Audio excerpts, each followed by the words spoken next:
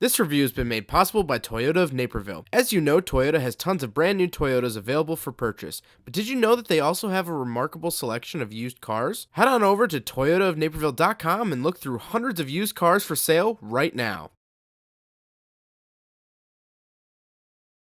Alright, what's up guys? My name is Zach and today I am driving a 2010 Toyota Tundra. Up front is a 5.7 liter V8. Down below is a 6-speed automatic transmission. If you'd like to read more of my thoughts, head on over to carmarshal.com/overdrive, where I'll be writing an article about the 2010 Toyota Tundra. But let's get back to that 5.7 liter V8. Well, it's not too often that we actually deal with Toyota V8s here on the channel. The only other one I've driven so far has been the Lexus LS400 with the beloved 1UZ. This is actually a larger displacement than that, being 5.7. The 1UZ was 4.0. And really, it's all for that sweet, sweet torque. This is a full-size truck, so it's meant to tow, to off-road, to do anything you need it to do. And that engine really helps it out. It definitely has the torque required for harder jobs. All right, 2010 Toyota Tundra.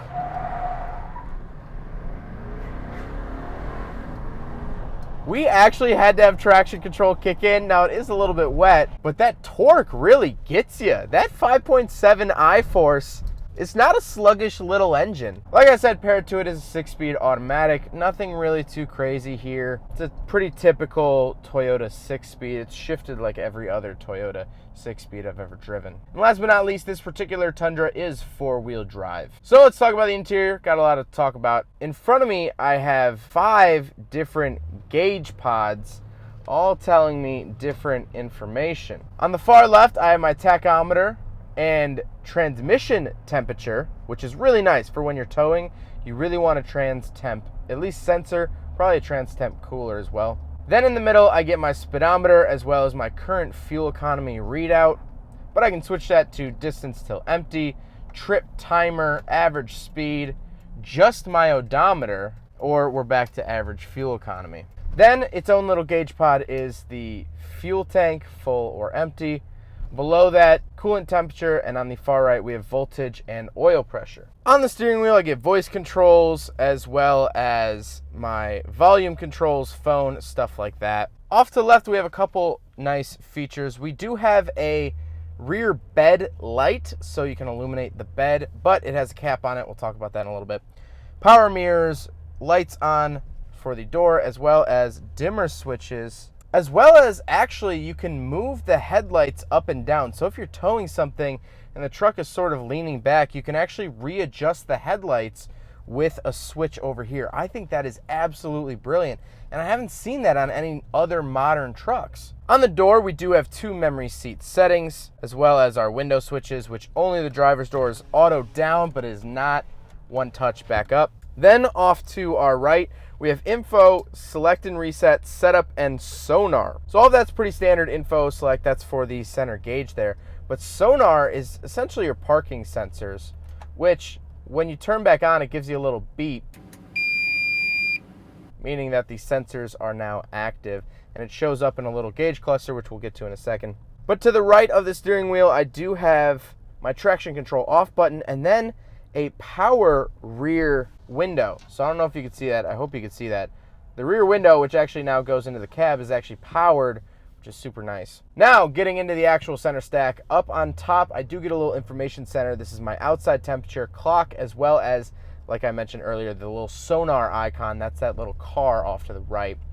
Then I have the infotainment system. This is pretty stock Toyota infotainment for the 2010s.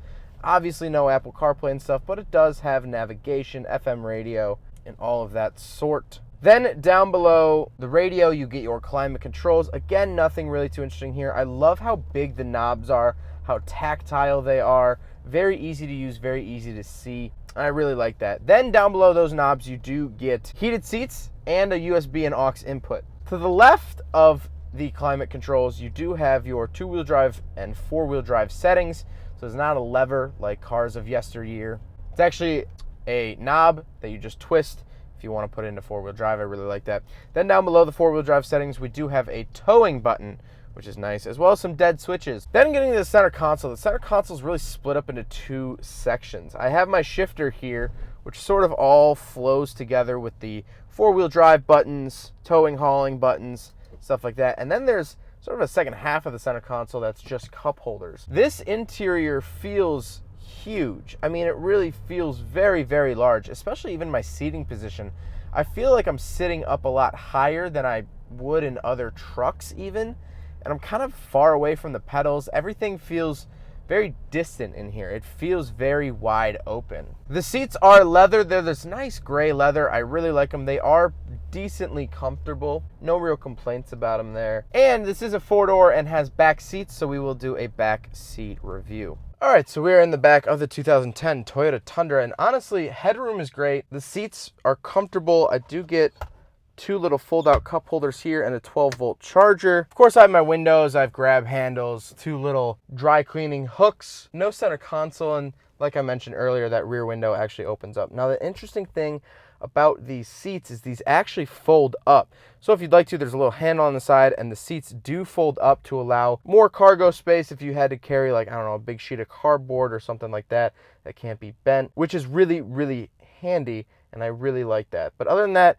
back seat, nothing really too crazy going on here. Up top, I actually do have two very large, really sunglasses holders. They're both the exact same. Not really sure what that's for. And then I have a little slot up here for business cards, and I have another ceiling slot for regular sunglasses. There's a lot of headroom too. So let's talk about the looks. I think this Tundra looks pretty decent.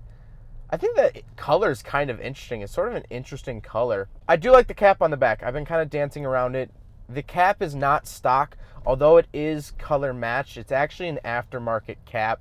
Companies will do this. They'll actually color match it for you to your truck so it doesn't look weird. I don't mind the cap. I think it kind of makes this look like a giant Toyota Sequoia or something, but I understand the use of having the cap. But overall, I don't think it's a bad looking truck, especially for being 9 years old at this point. So let's talk about why I wanted to review this Tundra specifically, because this is an older Tundra, and I don't think anyone online is really gripping to see what I have to say about a 9-year-old pickup truck. Well, there's a couple of reasons. First of all, I've never reviewed a full-size Toyota pickup. I've reviewed the Tacoma, but I have not reviewed a Tundra. But why wouldn't I review a new one? Well, I'm going to review a new one pretty soon here. But this truck caught my eye for one reason, and that is the mileage. This has 201,000 miles. 201,000 miles, which truck people, Toyota people will say, oh, you know, that's nothing. That thing's just getting broken in. Insert your trucky quote here. But I really think that this is a testament to Toyota reliability. I mean, look at the truck itself. Look at how clean this thing is. Look at how meticulously well kept this truck is. I mean, it looks great. It still drives and handles great. And that's something to be said. 200,000 miles is not easy on a vehicle. And so I'll show some cinematics here. Look at how clean the rocker panels are. Look at how clean the rear carpet is, the rear seats. Everything about this truck is very well kept. And that can't be said about a lot of vehicles over 200,000 miles. You know, I daily drive a 2007 Pontiac G6. I bring it up in a lot of reviews because it's the car I have the most experience with.